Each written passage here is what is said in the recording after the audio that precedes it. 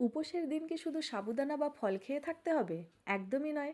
আজ আমি বানাচ্ছি এমন একটি হেলদি ওটস খিচুড়ি রেসিপি যা ডাল ছাড়াই তৈরি হয়ে যায়। খুবই হালকা, পুষ্টিকর এবং এতটাই সুস্বাদু যে উপোসের দিন শুধু নয়, যে কোনো দিন সকালের ব্রেকফাস্ট, হালকা লাঞ্চ বা ডিনার যে কোনো সময় আপনারা খেতে পারবেন।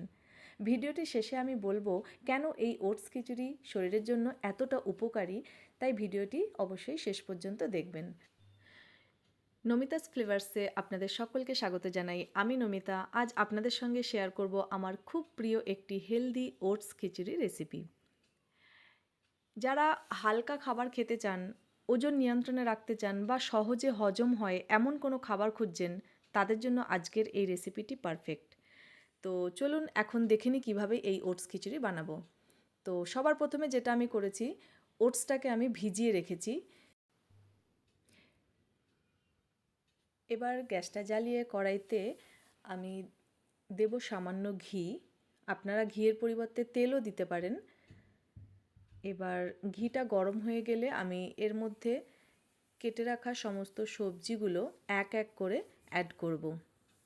যেমন আমি কেটে রেখেছি একটু ক্যারট, একটু ক্যাপসিকাম, একটু বিন, একটু মটরশুঁটি, এটা ফ্রোজেন, আর এইটা হচ্ছে ক্যারট আমি কিছুটা গ্রেট করে রেখেছি, এটা আমি পরে বলছি কেন। সামান্য লঙ্কা এবং একটু আদা কুচি। এবার কড়াইয়ের মধ্যে আমি সব সবজিগুলো একে একে দেব এবং সেগুলোকে নেড়েচেড়ে ভেজে নেব। মোটামুটি হালকাভাবে ভেজে নেব।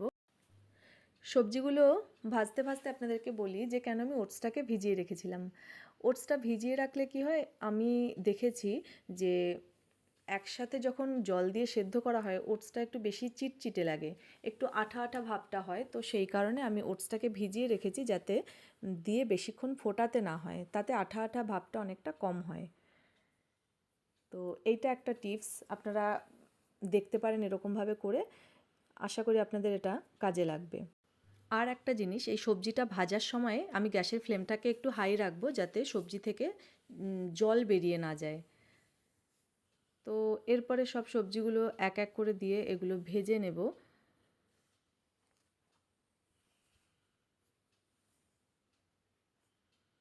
আপনারা চাইলে এর মধ্যে আরও বিভিন্ন ধরনের সবজি অ্যাড করতে পারেন, যেমন ফুলকপি এর মধ্যে বেশ ভালো লাগবে, বা আপনাদের যে কোনো পছন্দের সবজি আপনারা এখানে অ্যাড করতে পারেন।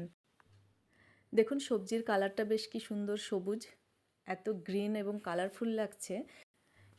এবার আমি বলি যে কেন আমি কিছুটা ক্যারট ওভাবে গ্রেট করে রেখেছিলাম।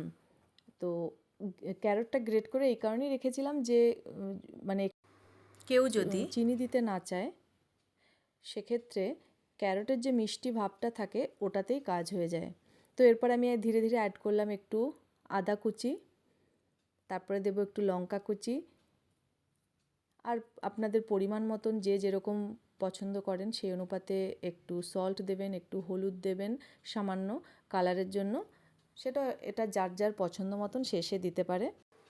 এবার আমি অ্যাড করব আগে থাকতে আমি একটু জিরে ধনে এবং টমেটো পেস্ট করে রেখেছিলাম, তার এই 1 টেবিল স্পুন মতন আমি দেব। আর এই মশলাটা দিয়ে ভালো করে কষাবো। মশলাটি কষানোর জন্য আমি সামান্য একটু জল ছিটিয়ে দিয়ে সেটাকে ঢাকা দিয়ে ভালো করে কষিয়ে নেব যাতে মশলার কাঁচা গন্ধটি না থাকে। তো এবার আমি বলি যে কেন আমি এই ওটস খিচুড়িটি এত পছন্দ করি। ওটসে প্রচুর ফাইবার থাকে, আমরা সবাই জানি, আর এটি অনেকক্ষণ পেটও ভরা রাখে। এই খাবারটি না খুব সহজে হজম হয় এবং শরীরকে ভীষণ লাইট ফিল করায়। যারা ওজন নিয়ন্ত্রণে রাখতে চান তাদের জন্য এটি একটি পারফেক্ট রেসিপি। আর সবজি থাকার জন্য শরীরে ভিটামিন এবং মিনারেলসও পাওয়া যায়। এরপরে আমি আগে থাকতে ভিজিয়ে রাখা ওটসটা ঢেলে দেব। তারই সাথে অ্যাড করব গ্রেট করে রাখা ক্যারটটা। এবার এটাকে ভালো করে নেড়েচেড়ে আমি কিছুক্ষণ ঢাকা দিয়ে ফোটাবো। আর এই সময় আপনারা চেক করে নেবেন, আপনাদের যদি মনে হয় যে আরেকটু নুন চিনি দিতে হবে সেটা আপনারা আপনাদের স্বাদ মতন দিয়ে নেবেন। তবে আমি চিনি দেবো না, সেই জন্য আমি ক্যারটটাকে অ্যাড করেছি। তো এইভাবে ঢাকা দিয়ে কিছুক্ষণ ফোটানোর পরে দেখবেন যে খিচুড়িটা মোটামুটি ঘন হয়ে এসেছে। এই স্টেজে আমি অ্যাড করব কিছুটা ধনেপাতা কুচোনো, এবং আপনারা চাইলে এখানে আরও একটু ঘিও অ্যাড করে দিতে পারেন, তাতে টেস্টও বাড়বে এবং খুব সুন্দর স্মেলও আসবে। ব্যাস তৈরি হয়ে গেল খুব সুন্দর একটি হেলদি রেসিপি। আপনারা এটা ট্রাই করে দেখবেন, এটা সত্যিই ভীষণ টেস্টি এবং হেলদি। যদি এই রেসিপিটি আপনাদের ভালো লাগে অবশ্যই কমেন্টে জানাবেন, আর কবে আপনারা এই রেসিপিটি বানাচ্ছেন সেটাও জানাবেন। সকলে ভালো থাকবেন, সুস্থ থাকবেন। দেখা হবে পরের একটি ভিডিওতে। Thanks for watching.